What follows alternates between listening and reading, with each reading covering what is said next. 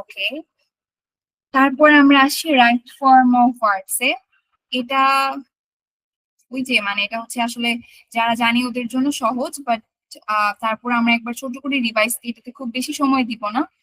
আর rule গুলো সব এই পেজে আছে। আমরা জানি যে কোন একটা চলমান সময় বোঝাতে আমরা আইএনজি ইউজ করি ভার্বের সাথে, আই অ্যাম ইটিং, বা she was playing, he will be singing for us. তো যখন কোন একটা সময়, সেটা পাস্ট হোক, প্রেজেন্ট হোক বা ফিউচার হোক, কোন একটা চলমান চলছে, এরকম সময়ের এক্সাম্পল দিতে আমরা কন্টিনিউয়াস টেন্স ইউজ করি, যেটা হচ্ছে be verb plus main verb plus ING. এরকম এরকম স্ট্রাকচার দেখলে কিন্তু ভয় লাগার কথা। আমি একদমই চাই না আপনারা এরকম স্ট্রাকচার ওয়াইজ মনে রাখেন। আপনারা এরকম normally I am eating, she was playing, he was singing, এরকম ভাবে যদি আপনাদের মুখে অটোমেটিক চলে আসে সেটাই ভালো। আসলে এরকম সাবজেক্ট প্লাস ভার্ব প্লাস এরকম স্ট্রাকচার করে পড়াটা আমিও পছন্দ করি না। তো এটা হচ্ছে শুধুমাত্র যাদের মানে যারা চিন্তা করেও বের করতে পারছেন না ভুলটা কেন হচ্ছে, তারা জাস্ট এরকম স্ট্রাকচারটা একবার বের করবেন, যে কোথায় আপনার ভুলটা হচ্ছে। কারণ জীবনে প্রথম আমরা সবাই একটা রুলস এর মধ্যেই শিখেছিলাম, তো ওটা যখন মুখে চলে আসে বলতে বলতে তখন আর স্ট্রাকচার মনে রাখতে হয় না। এবং স্ট্রাকচার মনে রেখে আসলে শেখাটাও আহ খুব ক্ষণস্থায়ী, কারণ বাংলা আমরা এভাবে রুল দেখে দেখে শিখি না। তো শুনতে শুনতে শেখাই ভালো। তারপর এটা জাস্ট যাতে আপনারা ভুল হলে এই স্লাইডটাতে এসে চেক করতে পারেন সেজন্য দেওয়া। তো পারফেক্ট টেন্সের ক্ষেত্রে হচ্ছে হ্যাজ, হ্যাভ, হ্যাড হবে প্লাস পাস্ট পার্টিসিপল হবে। হ্যাড হবে শুধুমাত্র পাস্ট টেন্সের ক্ষেত্রে। আচ্ছা, সো এটার উদাহরণটা কি আমি যদি বলি, আমি মাত্র খেয়েছি, I have eaten just now. তারপর পারফেক্ট কন্টিনিউয়াস টেন্স হচ্ছে গিয়ে has been doing, have been playing, এরকম ধরনের সেন্টেন্স হচ্ছে perfect continuous tense. Perfect continuous tense actually কখন হয়, যখন একটা কিছু বেশ কিছুক্ষণ আগে ধরে শুরু হয়েছে বা যেটা এখনো চলছে। মানে পারফেক্ট টেন্স হচ্ছে গিয়ে মাত্র শেষ হয়েছে এরকম কোনো কিছু, কন্টিনিউয়াস হচ্ছে এখনো চলছে এরকম।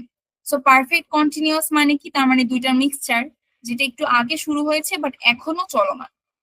যেমন he has been reading the same book for 3 hours.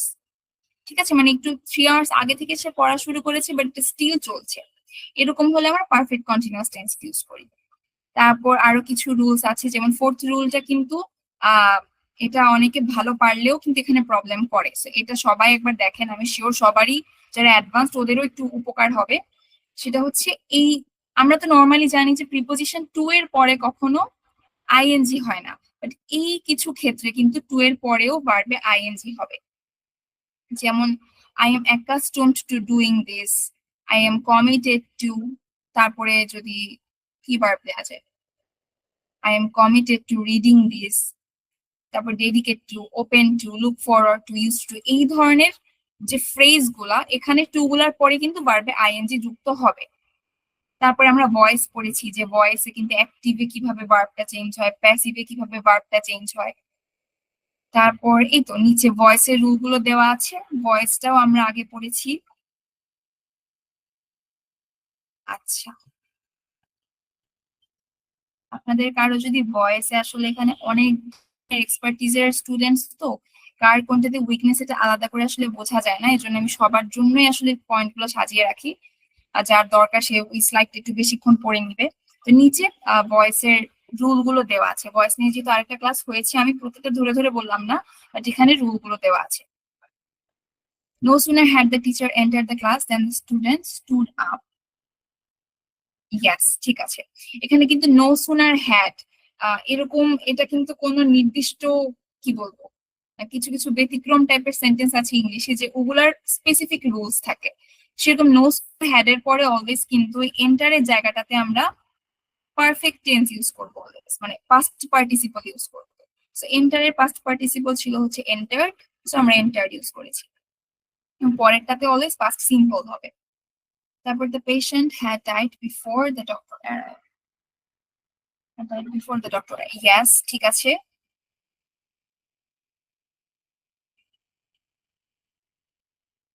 আচ্ছা, এই পেশেন্ট আর ডক্টরের এই এক্সাম্পলটাতে মনে রাখবেন যে যখন আপনার এরকম পাস্টে দুইটা ঘটনা ঘটেছে এবং একটার পরে আরেকটা, মানে দুইটাই পাস্ট কিন্তু দুইটার মধ্যে আবার আগে পরের ব্যাপার আছে, তখন একটা জিনিস মাথায় রাখবেন যে যেটা একটু বেশি আগে হয়েছে, যেটা পাস্টেও পাস্ট, সেখানে পারফেক্ট টেন্সটা হবে, মানে হ্যাড ডাইড।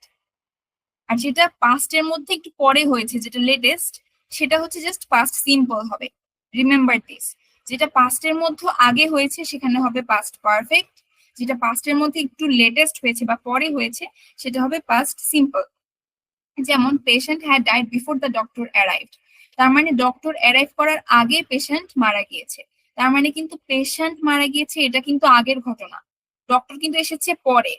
পেশেন্ট মারা গিয়েছে ডক্টর আসার আগে, তো আগেরটাতে আমরা ইউজ করেছি কিন্তু হ্যাড ডাইড পারফেক্ট টেন্স। তারপরে ডক্টর এসেছে, সো যেটা পরে হয়েছে সেখানে জাস্ট পাস্ট সিম্পল অ্যারাইভড। তারপর আপনি বলেছেন I enjoy looking at her. Yes, I enjoy looking at her. Very good. Um, Swimming is my favorite exercise. Very good.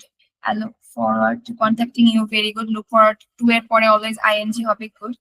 I am not open to do this thing. I am not open to.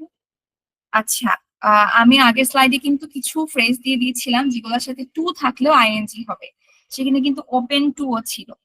So I am not open to doing these things anymore হবে this task was done by him. Yes, very good.